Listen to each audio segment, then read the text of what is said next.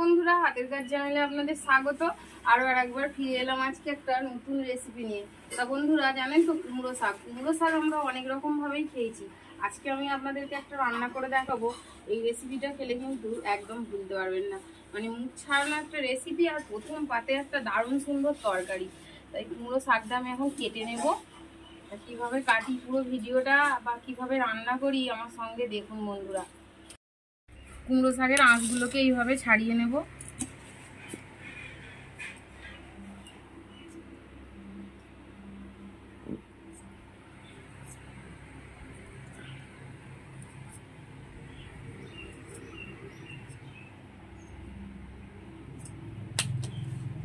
শাকটা সবটাই আমার কাটা হয়ে গেল, আর একটুখানি ডগা রয়েছে, এটাকেও কেটে নিচ্ছি।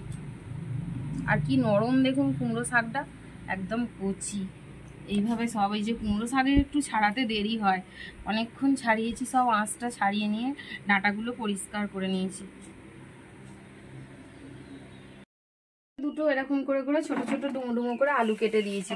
কুমড়ো শাকটা আমি এখন ভালো করে প্রেসার কুকারের মধ্যে দিয়ে দুটো কি একটা সিটি দিয়ে নেব। দুটো দিলেই ভালো হয়, একটু মোটাও ডাঁটা আছে, কচিও ডাঁটা আছে, দুটো সিটি দিয়ে নেব। দিয়ে দেবো, আর অল্প পরিমাণে একটু জল দিয়ে দেবো, দিয়ে দুটো সিটি দিয়ে নেব। একটা মিক্সির বাটি নিয়েছি, এর মধ্যে নিয়েছি আমাদের ঘরের যে তিল চাষ হয়, সেই তিলকে ছাড়িয়ে পরিষ্কার করে সেই তিল নিয়েছি। দেখুন, এই তিলগুলোকে এর মধ্যে দিয়ে দিলাম। আর এখানে 4টে লঙ্কা আর 8টা 10টা লঙ্কা দিয়ে দিচ্ছি, কারণ অনেকটা শাক তো, একটু ঝাল না দিলে ভালো লাগবে না। একটু এবার জল দিয়ে দিচ্ছি, দিয়ে ভালো করে এটাকে মিক্সিতে বেটে নেব। এখানে আমি কড়ার মধ্যে তেল দিয়ে দিয়েছি, তেলটা গরম হয়ে গেছে। আর এখানে 5 ফোড়ন নিয়েছি আর শুকনো লঙ্কা নিয়েছি। এবার এইগুলোকে একসাথে তেলের মধ্যে দিয়ে দিলাম।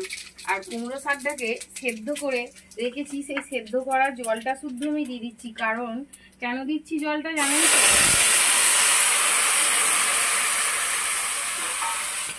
তেলটা একটু হয়ে গেছিলো, তাই একটু আগুনটাও জ্বলে উঠলো। আর জলটা আমি কেন দিয়ে দিলাম, এই কুমড়ো শাকটা আমি নিজের হাতে বসিয়েছি, কোনো সার দেওয়া নয়, কিচ্ছু নয়। এই জলটা খেলে কিন্তু প্রোটিন আছে। আর আপনারা যেটা কিনে খাবেন সেই শাক হয়তো মাঠে চাষ করা, অনেক কিছু সার দেয়া।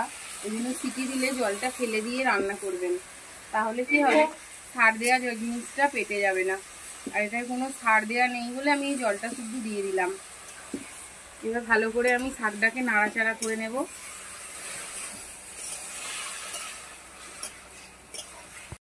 শাকটাই যে একটু নাড়াচাড়া করে নিয়েছি ভালো করে।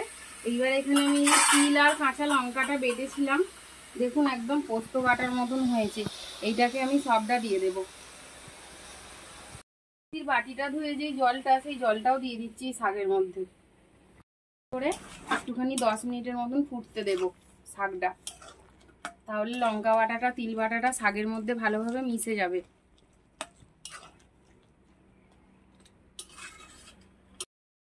তখন শাকটা সিটি দেওয়ার সময় আমি নুন দিয়েছিলাম অল্প, এখন আর একটু দিয়ে দিচ্ছি। আর কারণ দুটোতে একবারে ভালোভাবে মিশে যাবে। আর 10 মিনিট পর ফিরে এলাম, দেখুন শাকটা কিরকম ফুটছে আর কত সুন্দর দেখতে।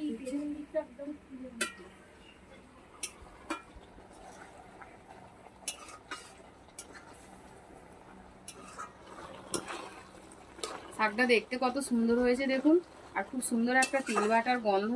এটা শুকিয়ে গেছে, এখানে আমি এর মধ্যে এবার কাঁচা সরষের তেল ছড়িয়ে দেব, বেশি করে একটু দিলাম। দিয়ে এবার শাকটা নাড়াচাড়া ভালো করে করে নামিয়ে নেব। আচ্ছা পোস্ত দিয়ে যে রান্না করেন না আপনারা, সেই পোস্তর থেকে ওই কিন্তু তিল বাটা দিয়ে এই শাকটা খেতে দারুণ লাগবে। প্রথম পাতের একটা দারুণ সুন্দর রেসিপি বন্ধুরা, যদি ভালো লাগে অবশ্যই কিন্তু ট্রাই করবেন, দেখবেন ভালো লাগবে। আর ইউটিউব থেকে আমার চ্যানেলটা দেখলে বন্ধুরা অবশ্যই চ্যানেলটি সাবস্ক্রাইব করবেন, আর ফেসবুক থেকে দেখলে পেজটি ফলো করবেন। এইবার শাকটা নামিয়ে নেব।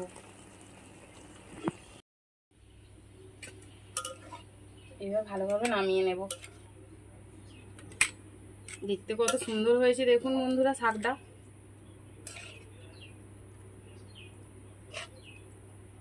বন্ধুরা আমি নামিয়ে নিয়েছি কুমড়ো শাকটা, তা দেখতে কত সুন্দর হয়েছে দেখুন বন্ধুরা। রেসিপিটি কেমন লাগলো অবশ্যই কমেন্ট করবেন।